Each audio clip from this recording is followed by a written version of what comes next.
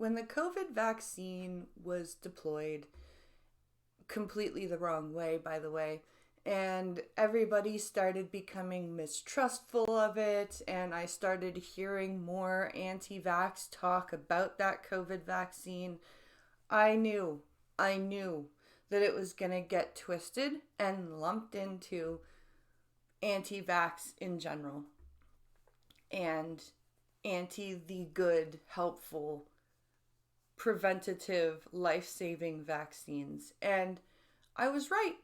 I was right, because even in the Freedom Convoy protest, if you stumbled into the right TikTok live at the right time of night, you would hear anti-vax talk. And I don't just mean anti-COVID vax. I mean like anti-vax, like anti-MMR, anti-polio, all that shit. And it was crazy.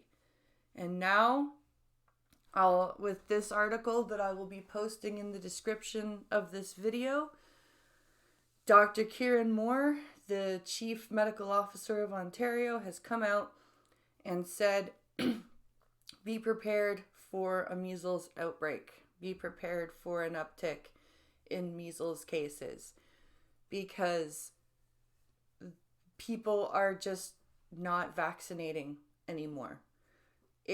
Measles is still not endemic to Canada, but we are seeing more measles outbreaks.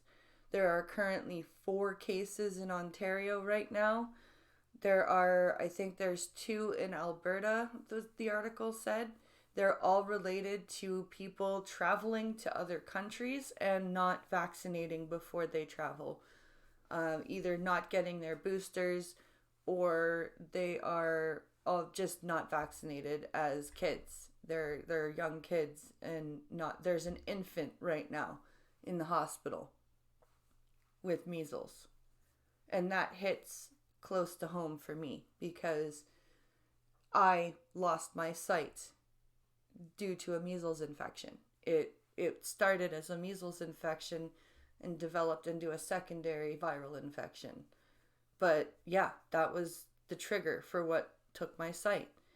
And this shit it's not the flu, you guys. Not getting a measles vaccine or a polio vaccine is not the same thing as not getting a flu shot. And these vaccines have been tested, they have been proven to work, and they are effective only if we have herd immunity. And yes, I know there are going to be people in my comments section saying, oh, but I have immunocompromised, I can't get vaccinated. Yes, I get it. There are people who can't be vaccinated. That's why the rest of us need to be. That's the point.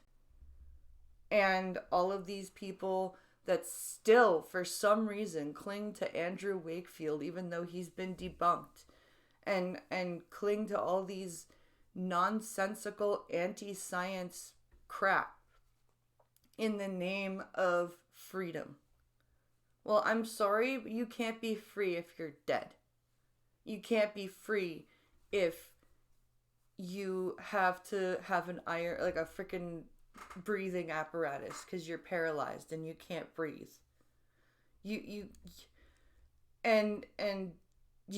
children can't be free if they have developed a crippling side effect from a preventable childhood illness. This nonsense, this anti-government, anti-science stuff just for the sake of it because you're pushing back, and I get it. We have to push back against some of this bullshit. But pick your battles. Do your research, do your reading, and not on things that not on websites that have, the thesis of their entire website in the name of their site. That's a big red flag that it's a biased source. Look for unbiased sources. Do your due diligence before deciding, oh yeah, I'm just going to be this, I'm just going to be anti-vax, I'm just going to be anti-government, anti-everything, because this current government is shit. Just, come on, just, we have the capacity to be reasonable. Can we go back there, please?